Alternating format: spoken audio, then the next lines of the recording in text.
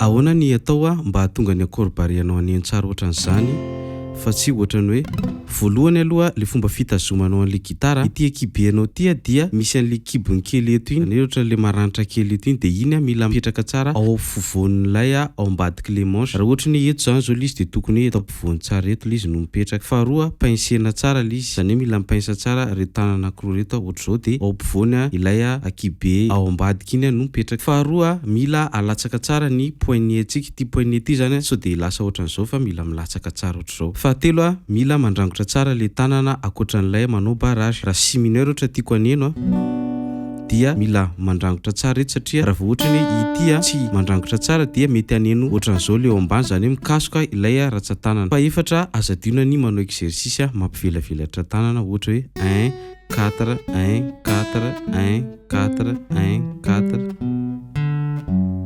de iny ataonao 5 minutes tsy akijanona isan'andro mandritra ny 7 jours. Après an'izay maneno tsara ny akorobarianao.